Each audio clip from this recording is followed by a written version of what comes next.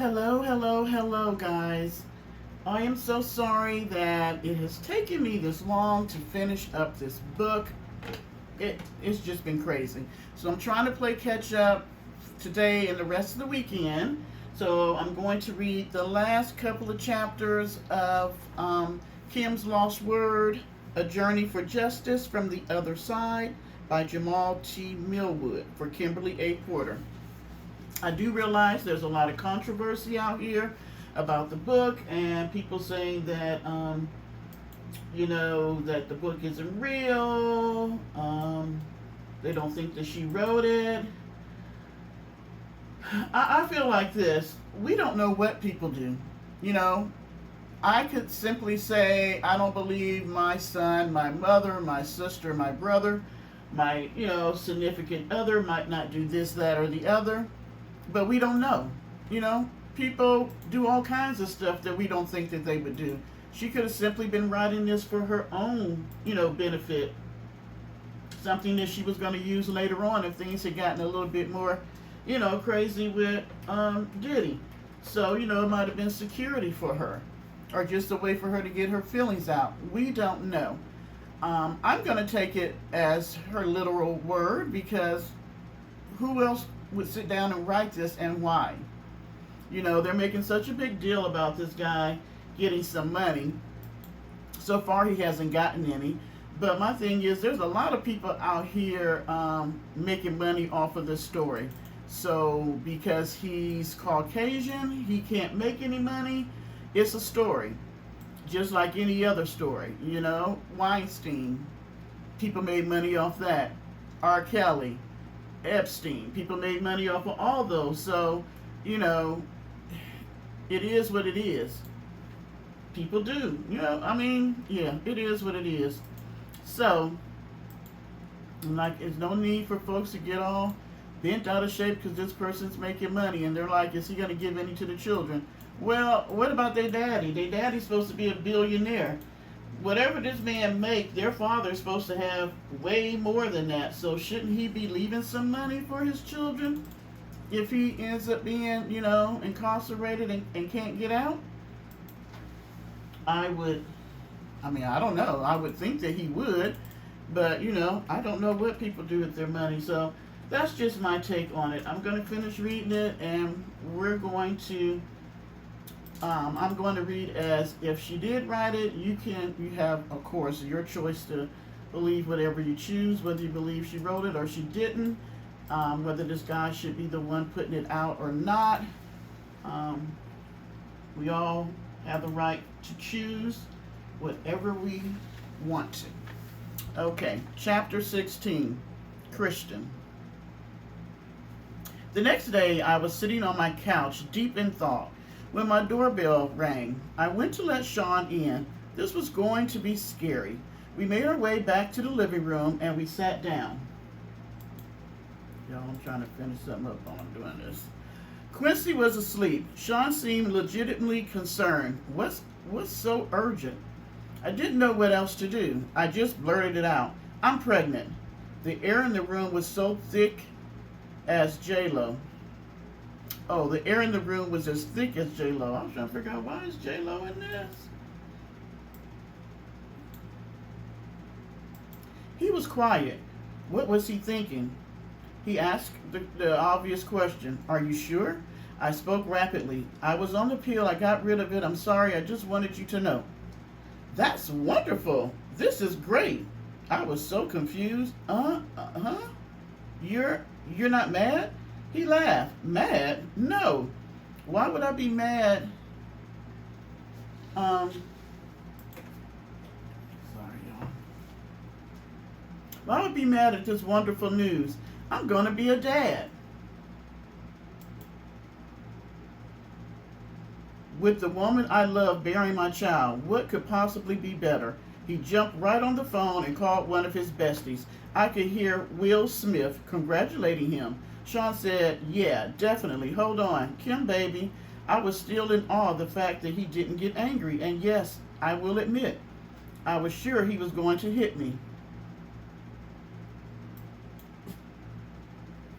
So it was with relief when I replied, yes, He told me excitedly, "We gotta have a party." His excitement was contagious. I was getting really excited too. "Yes, a gender reveal," and he cut me off. "Yes, of course, we're going to do all of that, but everyone is going to want to sleep with you right before you give birth." My heart sank in my chest. Everybody's going to want to what? Sean went on with the same excitement. "Well, not everyone. Everybody, you know. Will, Jada, and then the XXXX. "Sean, I'm having your baby." He verbally waved me off. "I'll be fine. It'll be fine." I couldn't help myself. I just started crying. Sean grew quiet on the phone, then spoke low. "I'll call you back." He hung up and took me by the hand. "Baby, I never asked anything from you." I tried to see him through the tears streaming down my face. I couldn't believe the words coming out of his mouth. I tried to speak. "Sean," he cut me off. "I provide everything everyone could ever want. Do you want for anything?" Sobbing, I replied, "No," but he continued. "This is the kind of thing I have to do in order to continue giving you the comfortable lifestyle, where you live in the lap of luxury and get to be on TV shows and in movies. I know you don't want this, but do you want all of this to go away?" A whimper is all I could manage. "No," he continued softly. "Then we got to do this." I said, "But Sean, I don't believe in all of the spiritual crazy shit we got here, because you're brilliant." "Not because of the sex parties," he replied. "Do you trust me?" I did. My soul was so broken. I did. I responded, "Yes." He sighed as he said, "Then let's do what we need to do to keep what we have." As I nodded yes, he pulled me in to hug me. "Thank you, baby. We are going to have a beautiful baby." I want to stop there because all of this stuff out here about them being in the occult and all this, wow. What she just said, wow. Yeah. He ordered me some food, and that night I cried myself to sleep. I was going to be gangbanged at 9 months pregnant. I want my children out of this life. My child is going to have a good biblical name, a heavy Christian name. They are not going to take his soul. Wow. Chapter 17, Broken Promises. I don't know how this managed to stay out of the media for so long, but Sean got to the point where he was incredibly abusive, and only his inner circle knew about it. The artists were all too afraid of him to say anything. He had gained so much power, no one would say anything. Puff Daddy was a kingpin. This Monday afternoon, Quincy was in school, and Quincy was in school, and our son Christian was with the nanny.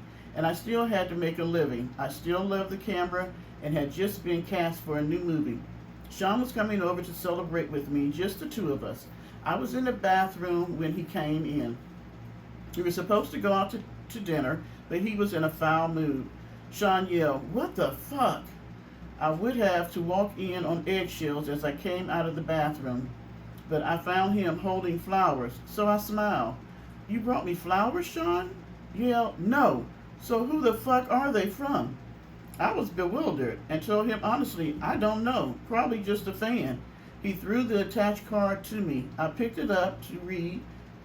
Sean, he slapped me so hard I hit the ground. Sean yelled, "Who the fuck were you with the other night?" I looked down at the card that was lying on the ground next to me and it read, "The other night was amazing. We must do it again." Shit. I tried to explain. Sean, he threw the flowers at me. "That's not how this works. You have my child. You don't touch anyone unless I allow it."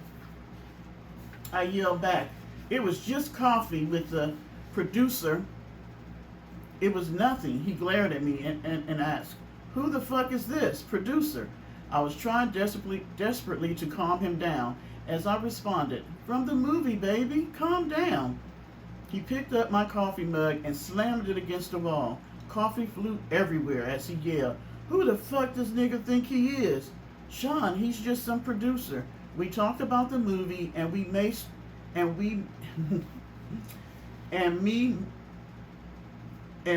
maybe starring in another movie that he wants to produce." I swear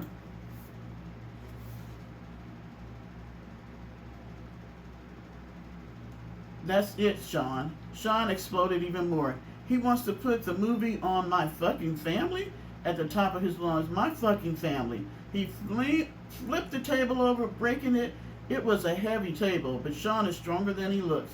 I pleaded with him. Sean, please. He yelled at me. What? I tried my best to calm him down. He probably didn't know. It didn't come up. You're publicly dating someone else. So, he screamed at me, and it somehow seemed even more intense. So you didn't tell him back off? Sean, I didn't. And then, out of nowhere, he hit me with a chair. I don't remember anything after that until I woke up in a hospital room. My arm was in a cast, hanging from a sling. My face hurt. My eyebrows were in intense pain, as was my lip. As I came to, the first face I saw was of the man that just put me here. Sean asked, with concern in his voice, how are you feeling? I responded, stay away from me. I'm sorry, I don't know what came over me. I save it for the lawyers. Stay away from me. We were in a private hospital room and no one would hear me. I could scream like my life depended on it, but it wouldn't matter. If I did ring for assistance, I wouldn't get any. He kept going. I was just so jealous. You know how I am. You have. He took hold of my left arm, the one that was not slung up in a cast. You have our beautiful son, our family. It's just, at that point, I had had enough. The one you slutted out right before giving birth. Are you fucking shitting me?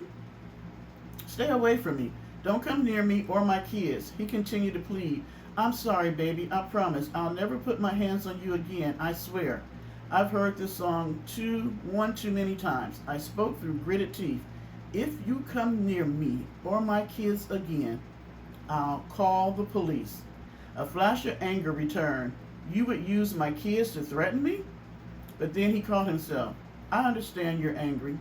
I glared at him as I cut him off. I'm serious, Sean. He spoke blatantly with no energy. And tell them what? That you had a car accident? They'll pity you that you hit your head. He was going to make me look crazy. They were going to believe him. He was a kingpin. You're a fucking bad. I don't want to say the word. bastard. Sean spent the next 6 months helping me heal and working his way back into my life and into my bed. I was so damn stupid. And of course, I wasn't cast for either movie. From what I understand, the producer died of pneumonia. Wow. This thing is getting crazy. Oh my goodness. Chapter 18. Sweet goodbyes. Sean kept his word, but for the most part, until he didn't. I ended up pregnant again. He wanted energy from me from that too. That would be my last sex party. My body will never be ravaged by so many people again, especially while I'm pregnant. What if something happened to the twins? After that, I wanted out. But when I tried dating someone else, they would end up dead from pneumonia. Ironic, guys, just a little note here. That's what she died from also. I knew Sean was behind it. This was not a coincidence. He gets jealous of a guy and they die of pneumonia. I could be next. If I'm going to get out of this alive, I'm going to have to do something to make him stay away from me. I had a plan, but it was dangerous. Sean has a vault where he keeps videotapes of all his conquests. I started sleeping with him again. After he falls asleep, he was starting to drink heavily. I would get into the vault and get a couple of the tapes, take them home, make copies, and swap them for the next set of tapes. A few days later, it took weeks to get them all copied, and he never knew that I had them. This was my way out. Some of the tapes had things I would never have expected. The gay parties are one thing, but the young boys like Usher, Little Bow Wow, and Justin Bieber. Wow. I would never have known. My God, is he grooming Quincy? This has to end. I invited him over one day to confront him and put an end to our on-again, off-again relationship. He had entered my home unannounced for the last time. He would no longer have the key after today. I was in the kitchen. Kimora and I were sharing, sorry, drinks. I was scared to face him alone. Sean entered smiling. What's up, Kimmy? Hey, Mora. I told Sean, sit down. Because of my tone, he looked at me stunned and asked, what's going on? What is this? I responded with delight, me taking my life back. We're done. He answered, hold on, wait a minute. I was so excited that I wasn't hearing any of that. I shouted at him, no, no more. This is fucking over. He looked confused as he asked, where is all of this coming from? With disgust, I said, I got the footage, Sean. He looked even more confused as he inquired, what are you talking about? Kimora said with revulsion, Usher too? Sean said, wait, what the fuck is going on? Ooh.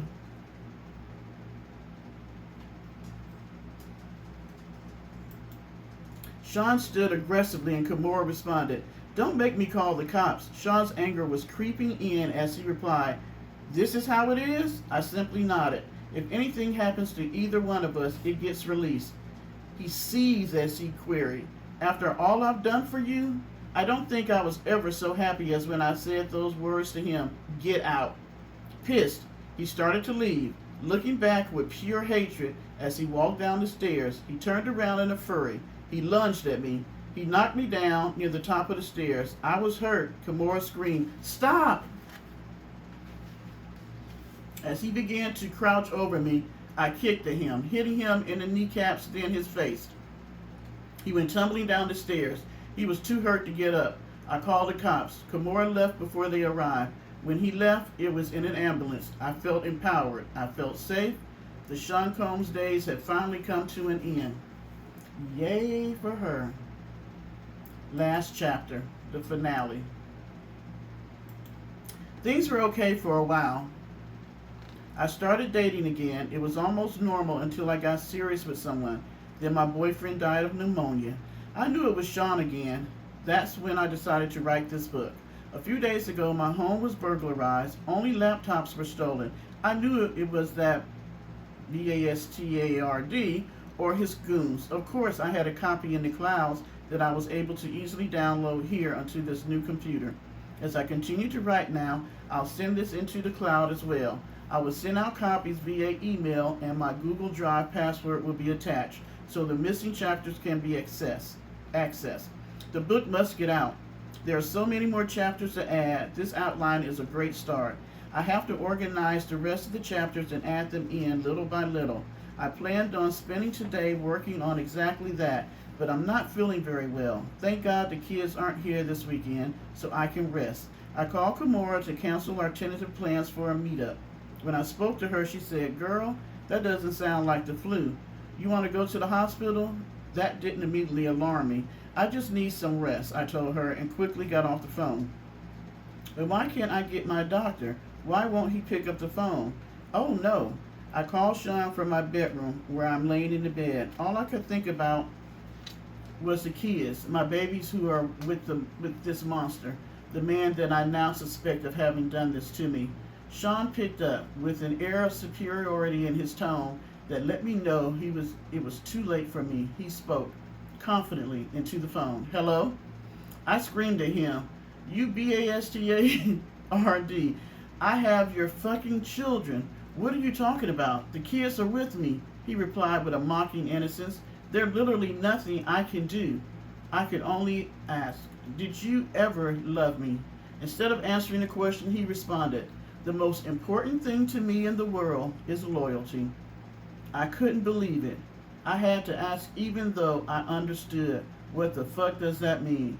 With the same feigned innocence, he mocked, Kim, is something wrong? He's going to continue this game to the bitter end.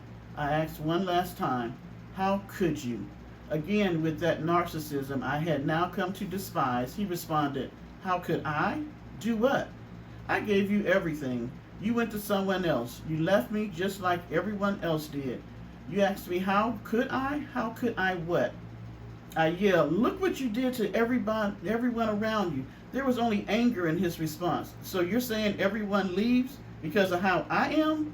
And you were going to expose me? He had me burglarized. I knew it. I shouldn't have threatened him. I should have just published the book. I'm going to die, like Heavy D, like Biggie, like Pac, like so many others. And it's because he is a monster, plain and simple. Before hanging up, I simply said, that's not the only copy, you fuck. Then I shoot out a group text. I let everyone know he got me. Then I called 911. As I sit here waiting for the ambulance, I am writing this chapter and praying that I make it to the hospital. I don't feel like writing anymore. I will not be around to see it in print. Sorry, guys. Let me read this over again. As I sit here waiting for the ambulance, I am writing this chapter and praying that I make it to the hospital. I don't feel like writing anymore. I may not be around to see it in print. It's okay. I'm sending it out. It won't get away. He won't get away with this. I will have my say, my final words. Sean Combs will get exposed, even if I lose my life doing it. My kids have always been my most cherished possessions. I want the world to know that. But more importantly, I want them to know. And that was the last thing said. You know, guys, it's ironic that the guy that published this said that he didn't even know that Sean Combs was getting ready to get picked up by the police. So I find it interesting that her last words was that her book was going to get him, you know, writing her book was going to pretty much expose him. But this is his time. And, you know, it's so extremely sad and horrific the things that have come about with these people and the sinister things that they have done. And we will never know all of the truth because, you know what, to be honest, there are some things that people cannot just speak on because of the trauma and what it would do to them another time, a second or third time. So I say to you, you know, if anyone that heard this story, heard me read it, knows anyone that's in a relationship where they're being abused, or if you're in one where you're being abused, or your children are being hurt,